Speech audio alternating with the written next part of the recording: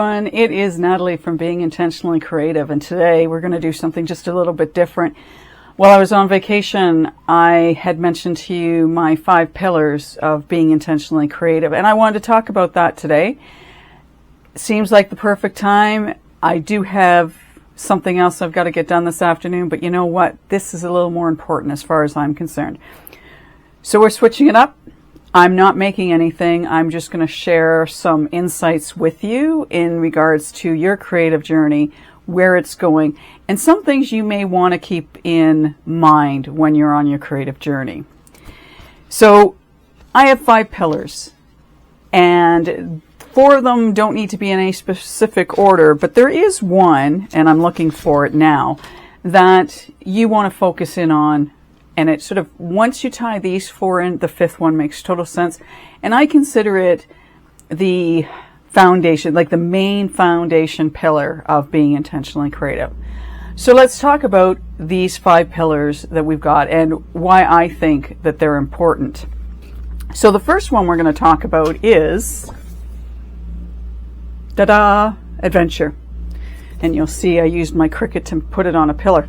Anyway, creativity is an adventure in and of itself. I think of my journey and the different things I've gotten involved in when I've been doing my creativity.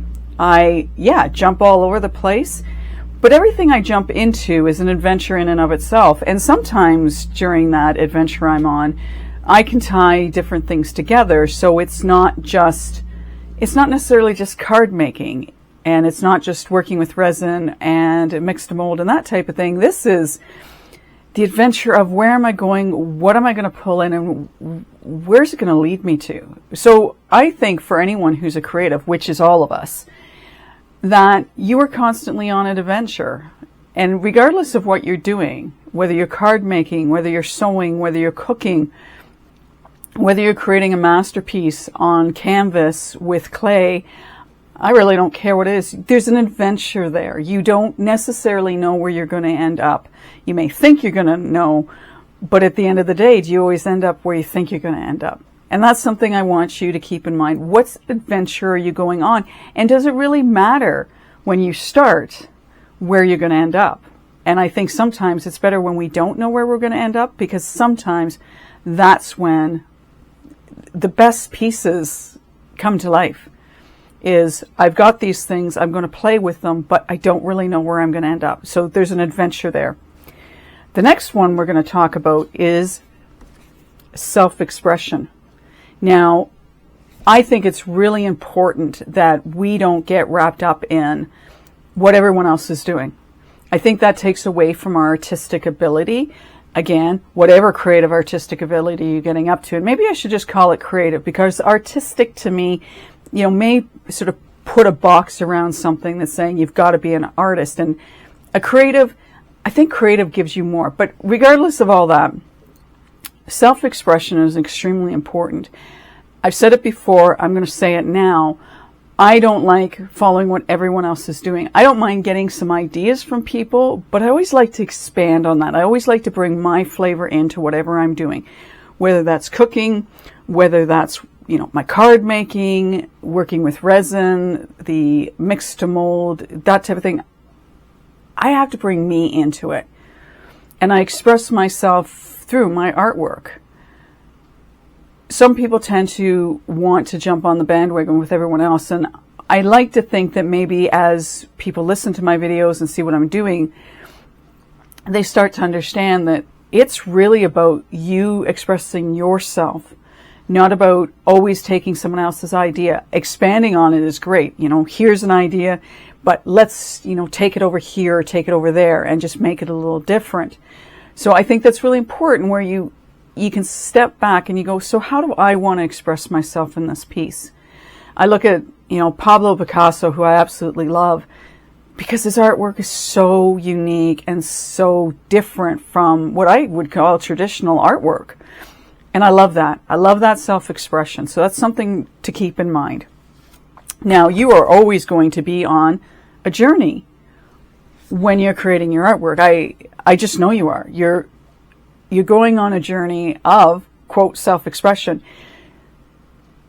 it's always different, that journey you go on. You know, if you're in a really bad place, the journey you go on with your artwork is going to be totally different than if you're in a high-flying place. And I know that for myself, and I usually tend to stay away from any creation when I can't be in that high-flying place, when it doesn't speak to me. I don't like to create because usually I create crap, and I'll be totally honest with you on that.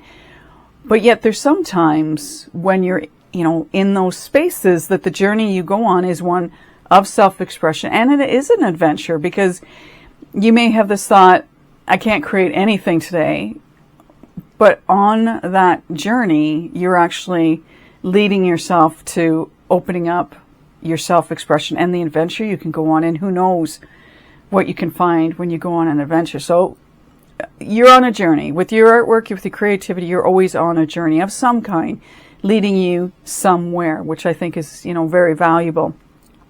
Now, this one is incredibly important to me, breaking creative rules. Again, this is something I've talked about briefly, where there are some things you can't break the rules. For example, when you're working with resin, you got to mix it right. I get that. I'm totally on board with that. When you're making a cake, yes, I understand there's certain ingredients you need to include if you want that cake to turn out. But how you decorate, how you know, put the resin together once it's, you know, made up properly. Are you adding glitter? Are you adding mica powders? Are you adding, you know, paint? Are you adding stones? What are you doing? And we don't always have to just do what, you know, is expected with a certain product. You can, I want to say you can mix and match. Now, you want to be really careful with some of the products you're working with, absolutely. And you want to follow guidelines. And I mean, if they say something you should not do, then don't do it. I know in watching some of the other YouTubers that they've specifically said, don't do this at home. I'm sure, though, because they're putting it out there, there's going to be someone who does it or is going to interpret it and come up with something new.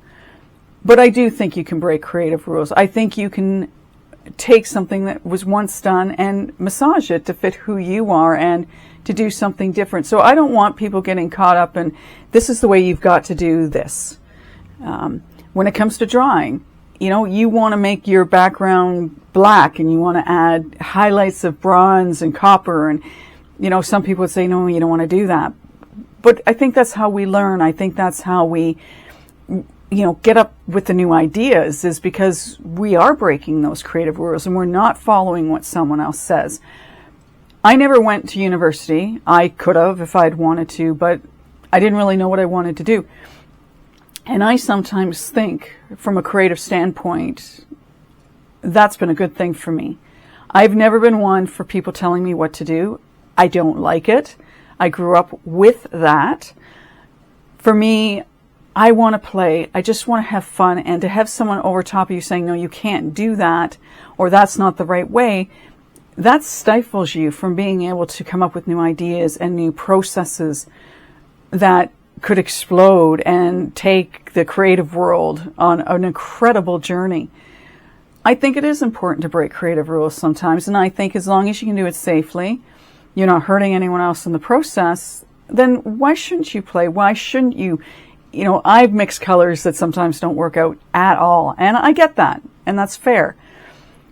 But I don't want to be told I can't do it. I need to find out for myself sometimes that, you know, this is not going to work. And other times, I'm extremely pleased because I have gone outside, you know, what the realm of. I have had people say to me that, you know, they've gone to university or college and they've done something and they've had a teacher say, you know, something that's, you know, knocked them right off their ledge as such, and then they just stop doing what they want to do. And I think that's so sad. I would never do, because I do not know what you can do.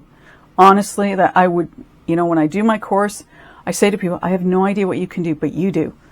And that's important to hold on to that. So breaking creative rules, why not? Be safe in doing it, but why not? You know, that's the only way we advance. That's the only way we evolve. And, you know, then it gets other ideas rolling, and who knows where we're going to end up. So having said all that about the 4 pillars, the outside 4 pillars, the biggest pillar and the most important as part of my journey, your journey, the creative journey, being intentionally creative's journey is joy. Joy, joy, joy, joy, joy. This is the main pillar. This is what holds the center of my tent up, is joy. You get into a role, you get into your space, you tap into that, everything on your terms, doing what you love to do, and sort of pushing the rest of the world aside. When I was in the corporate world, when things got too much, I used to go like, and we're out of here. And you can't see, but I would be pushing out. It's like, not right now. You do not need to be part of my realm right now because you're bringing me to be joyful. And I need you to recognize that it's important that we have joy in our lives. And I think when it comes to creativity, when you can incorporate the 4 outer pillars, that you will have joy in your life, which is extremely important in your life, is you want joy. You want to have that fulfillment that you get from your creative process, whatever that is. As I've talked about, creativity lives absolutely everywhere. It's in everything you do, whether you believe it or not, whether others believe it or not. If you believe it, that's all that matters. Creativity lives everywhere, but I want you to be joyful in it. I want you to have fun with it. And like I say, when I'm frustrated, I normally don't work on my creativity because it does not go well. And I'm okay with that.